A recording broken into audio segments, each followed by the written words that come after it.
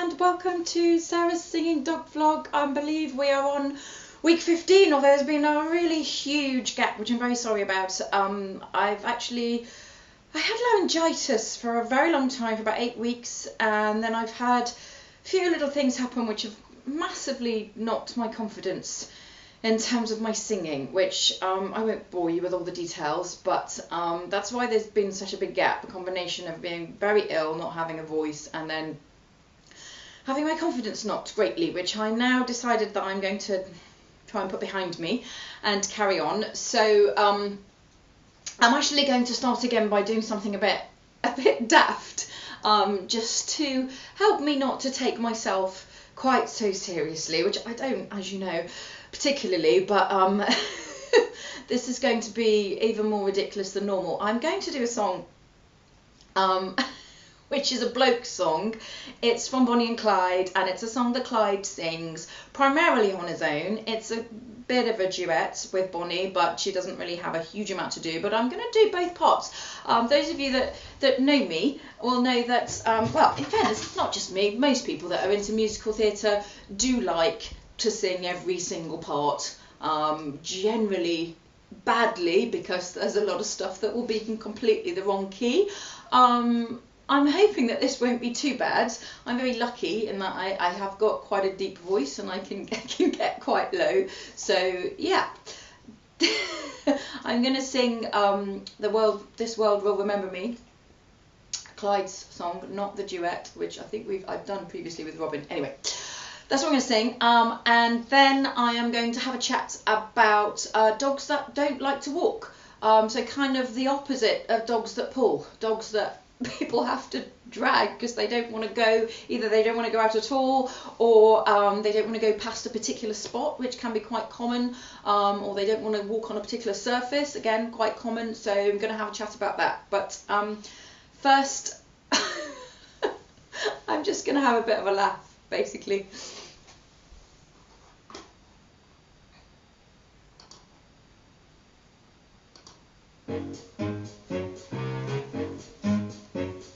Men in this town live and die and are forgotten, and it doesn't seem to scare them. I can't wait to get away from the drought and the homeless and the hungry, when they talk about foreclosures every hot and dusty day. I don't intend to waste my life around here. I got it all mapped out. If I can pull just 3 jobs a year, I'll be rich, I'll have wealth and fame, everyone will know my name.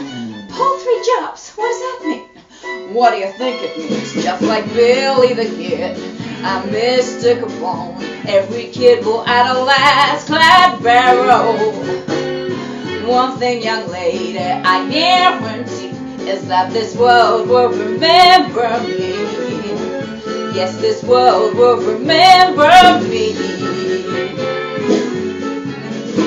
Don't you think it's time that you lost that egg-stained apron and wore something made of satin from a fine Manhattan store? Yes, I can see you in a car with your own driver. You're headed to your penthouse that will overlook the shore. Your face should be up on the silver screen. You got that it girl look. I can't believe that you see that in me. I always knew I'd be a star. How intelligent you are. We are wasted around here. We're too good for this place. We were born to live and die in Texas. This is my plan. There's no plan B. And this world will remember me. You and this world will remember me.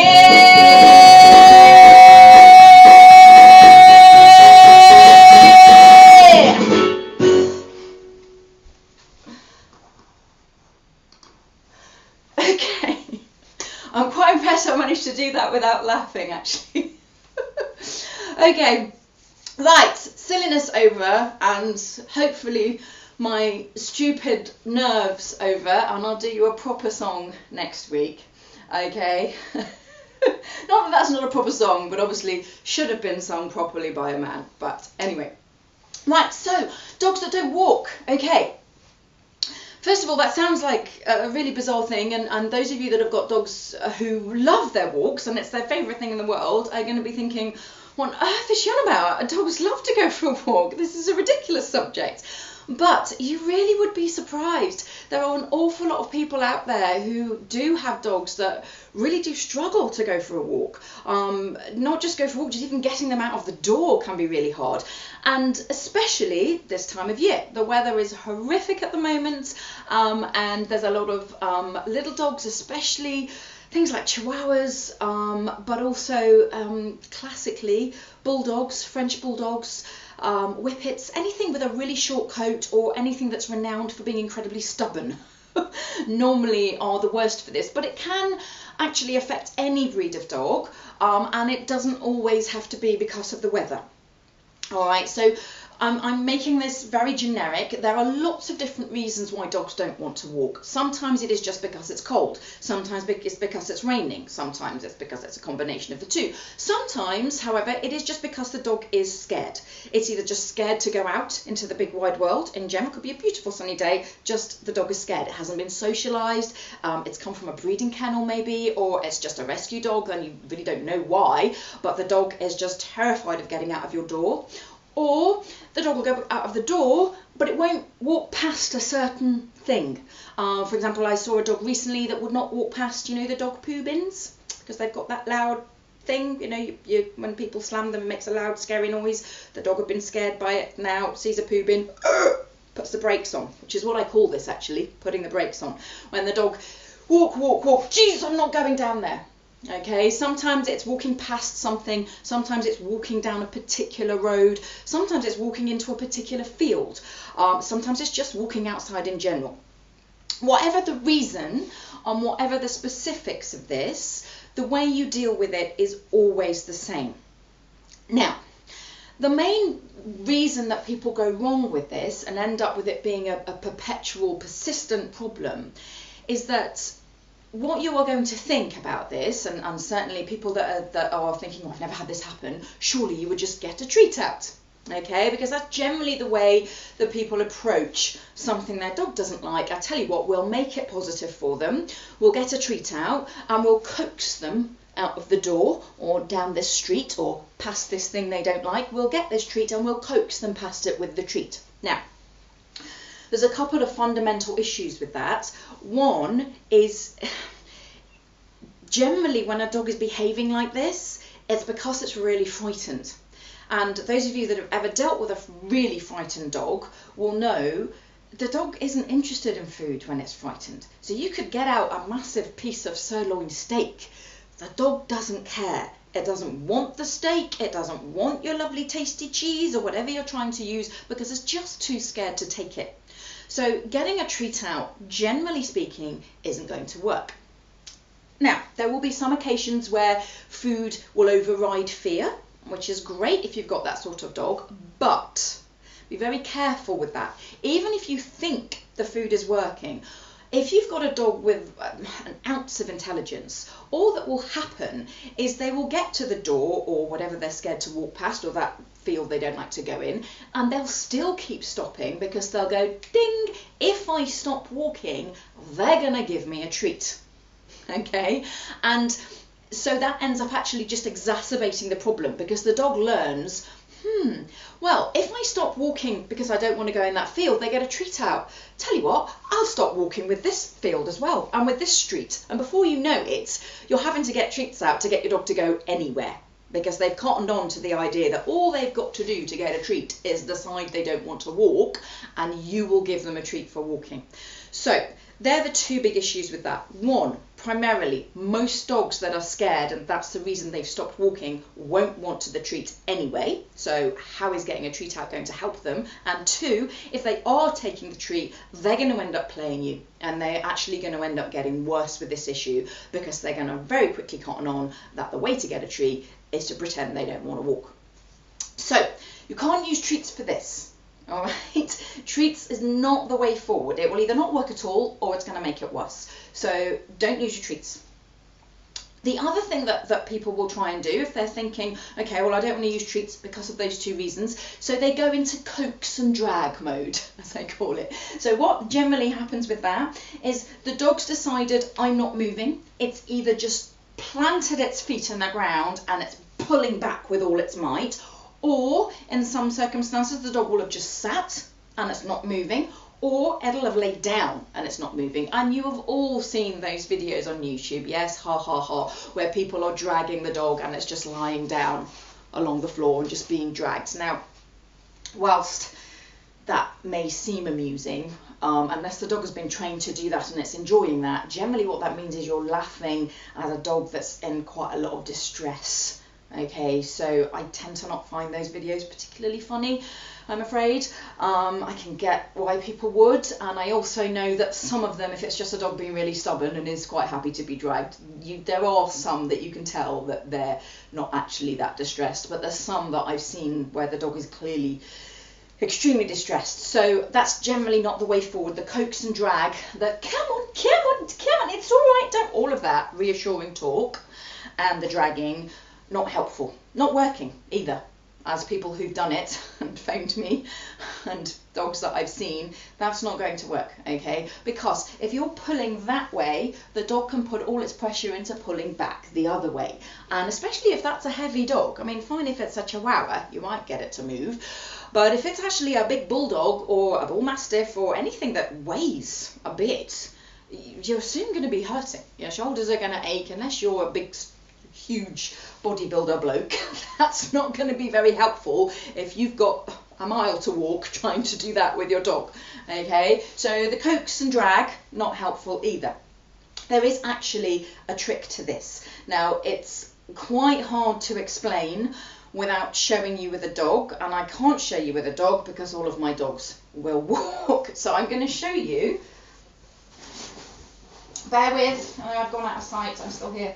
I'm going to show you with a lead without a dog on it. I'm hoping, I'm not sure if my angle's right, hold on. I'm hoping the angle will be okay. You have to imagine there's a dog on the end of this. Basically what you do, if there was a dog on the end of this lead, you have to pull up, not forwards, but up.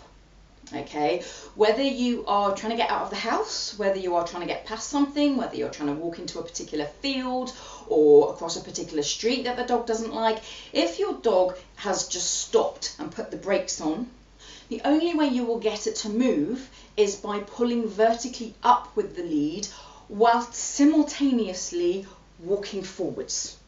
Okay, now the way that you do this should be very, very quick and simple, but I'm going to explain it in slow motion. You're doing three things. The first thing you're doing is you're not stopping walking. So even if this is happening as you try and step out of your house, I don't want you to start this standing still.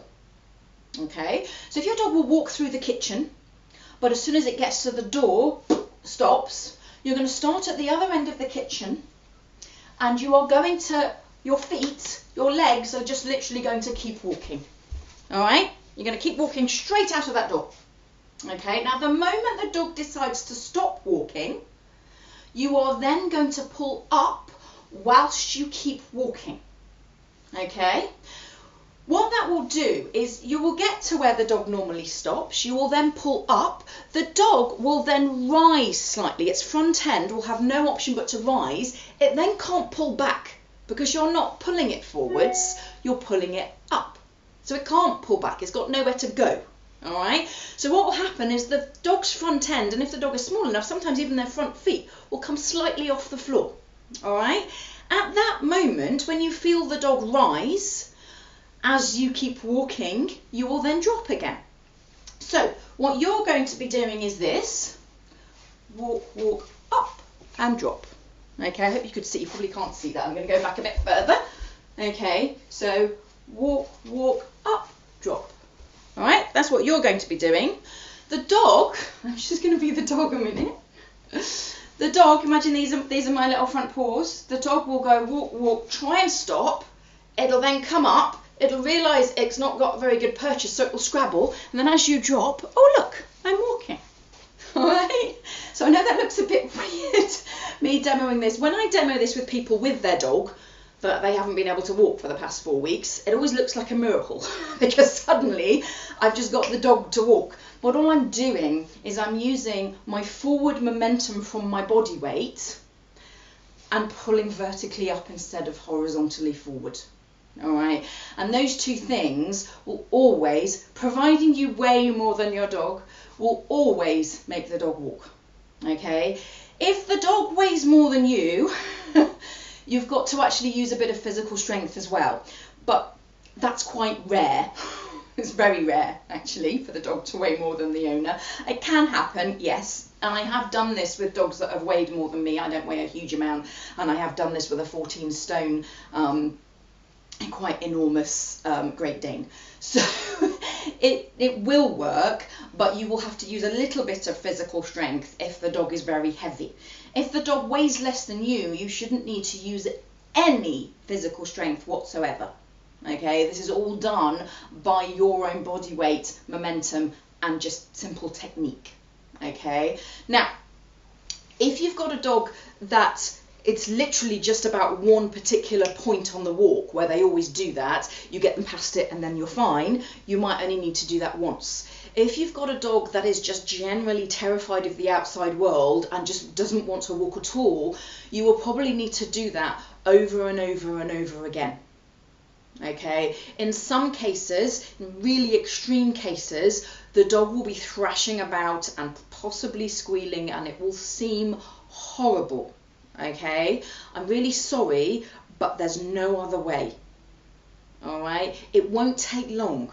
You might have, I think the max that I've ever seen in the years and years and years that I've been doing this with thousands of dogs I've done this with, the maximum amount of time that they've been in distress has probably been 5 to 10 minutes, which is actually a very long time for the dog to be squealing and thrashing about. But it's either that or they never walk. Okay, that there's no middle ground here. You have to make them get over their fear, and you can't do that in a slow, gradual way when their fear is of the whole of the outside world. Okay, you have to just make them get on with it and deal with it in a different way. The times when it has taken longer than 30 seconds, which is normally roughly how long it takes, I normally do this myself and send the owner home, because it's very distressing for the owner to watch their dog thrash about and squeal and not cope with it. But they're always very grateful afterwards, because they could have spent, and quite often I go out to people who've spent 6, 9 months, a year trying to get their dog to walk with kind methods. Now, it's not that I'm saying this is a cruel method. I don't believe it's cruel at all. I think this is a very sensible and very kind, wonderful method, because, to be honest, it's generally the only method that you can use, especially if your dog is that extreme with it. All right, so if your dog looks like it's in distress, it won't last long. Okay, and it may be in a small amount of distress for a small amount of time, but that is much better than trying to spend 3 years doing kind things and putting a trail of treats on the floor. Trust me, that's not going to work. And all you will end up with is a very, very frustrated dog because it can't go for a walk, and it's just trying to live in your house and garden, getting more and more frustrated every day, getting more and more scared every time you try and take it out. It's one of those things that, like I say, normally you can get over it in 10 to 30 seconds and the dog is completely fine. Sometimes it takes a little bit longer. If it's deep set, if it's really extreme, it can take a little bit longer. And if you are struggling because you're feeling really sorry for your dog and it's upsetting you, then you need to get somebody else to do it, because that will be going straight down the line.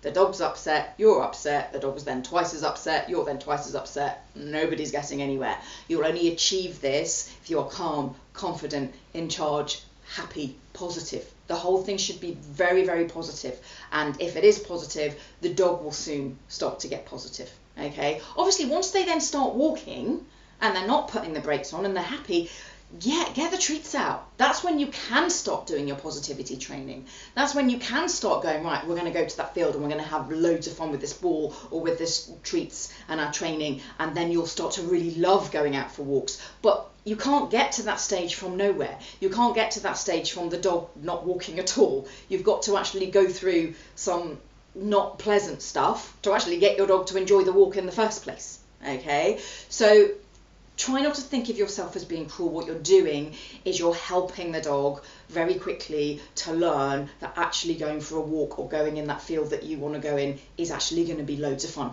once they get over themselves. All right, so it might feel a little bit mean, but like I say, normally they're over it in about 30 seconds.